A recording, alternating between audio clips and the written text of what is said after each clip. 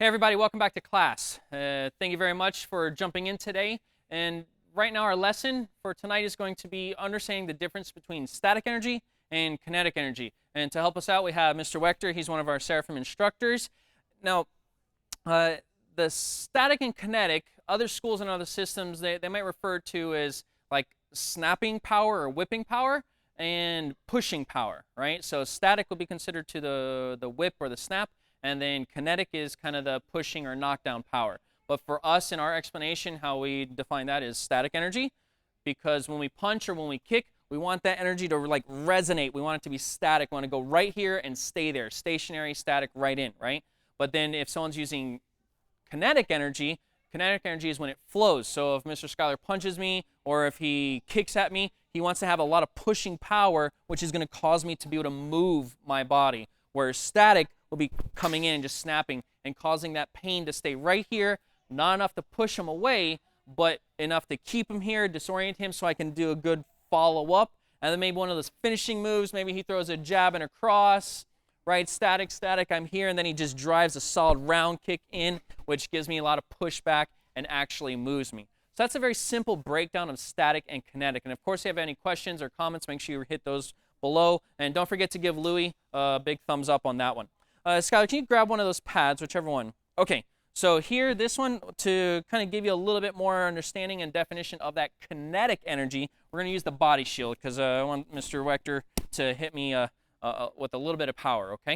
So let's back up. Louis, we're good because he's probably going to kick me out of frame here. Now, when we're practicing, let's say we'll do a sample of front kick and we'll do a round kick one, okay? So front kick, he can hit me with the static energy, which is just this kind of little snap, right? Now, the energy is going through the pad, and actually I do feel it in my hand into my ribs. It's not enough to cause me serious injury, obviously, because of pad, but if he was to do this onto me as an individual in a spar match, this is going to cause me to buckle down. As you can see, it's going to put my head in a really good, well, not a good spot for me, but a great spot for you, right, Sky? So he can follow it with some punches, elbows, whatever he wants. But in the kinetic energy, this is where he's going to want to push me to create space. Excellent. And you notice when he does that, go ahead and put that foot up here. Louis, can you kind of zoom in on this one? The kinetic energy is not so much the ball of the foot, it's more so all of the foot are really pushing with the heel. Now, you can, as you know, you go up in the ranks and you want to have a good kinetic energy with a good snap in there at the same time, you can still use the ball of the foot, but then you see how he pushes off the hips. Let's move that hand out of the way so you can still see. He's still using the ball of the foot, but you can see how he's generating through the hips and through the knee, getting a lot of that pushing, that thrusting power, right? So let's go and show him one more time, a good pushing kinetic front kick. Excellent, just like that. Now let's go on to the static version of that kick, right? He can throw a static kick and then follow up with that pushing kick, that kinetic kick, right? See how that works? Pretty simple, right? You can actually see the application of that. Just to get a little more detail, let's grab one of the pads here. This is really good because with the push kick, it's usually more so to the center of the body, with the torso, right? Because if you try to push onto the face, it's a smaller target. It's easy for you to move and get out of the way. It's really beneficial with that kinetic kick to hit to the hips or to hit to the center mass into the torso to really get a good push, a solid, large target to really move. But when you're going into the static kicks now, we want to make sure it's really clean. You can aim for the smaller targets, such as the face, and just snaps. And you see, again, he's not crashing. We have that front kick video somewhere around here, just to reference that. He just snaps and has complete control over his balance, right? For static kicks, you have a lot of balance. Let's throw a round kick static. It's almost more so not the actual moving forward with the kick. It's almost the retraction of the kick. Watch how he retracts that front kick. Watch how he retracts the round kick. You see? Now, if he does a kinetic round kick with a little more pushing power, we'll use the smaller target. See how he has a little more follow-through on that kick? Faster. Nice and blast it. Yeah, see how that moves a lot more? Go ahead. See how his hip follows through a little bit more and he has to have extra recovery time on the reset? One more time. Right?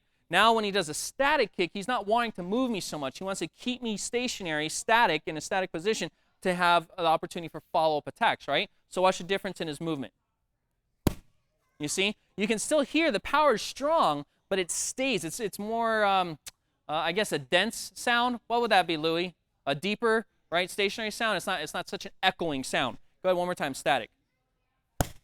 Excellent. Now, not only does it do the kicks, it's also the same thing for punches, right, Sky? Now, Sky, I'm using him because he's been competing ever since he was little, champion in forms, champion in weapons, champion in sparring. He's been doing this for years and years and years.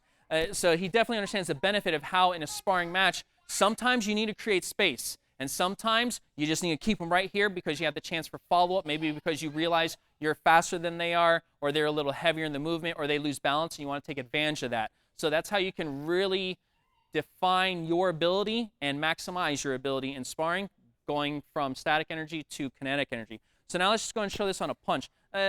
Which one's your better hand, your jab hand? Left? Okay. So tighten up that nice and clean. All right, so just throw that really static jab in and out. You see how it's almost more so? You can see how it's more focused on the retraction of the punch versus the extension of the punch. Go ahead. Go, go, go. And you can see how much reaction is here. Now, in my hand, I'm feeling it. Honestly, I'm feeling it. It's not killing me, but I feel the energy staying in my hand compared to if he has a pushing power, which you can generate with a little more forward momentum with your feet. You see how it's going here? It's pushing. Now, I don't feel that energy so much in the palm of my hand. As you can see in my body, I feel it more flowing from my palm to my shoulder or to my elbow and then pushing onto the shoulder. Watch the difference. Let's throw this one so you can kind of see. Static energy. Pulling it back. Go. Again, same thing. You can see the reaction. I feel it in my palm. But now if he has pushing power, really committing to it, full body movement, full power, because mentally he wants to push and create distance. You see the difference here? Good? That makes sense?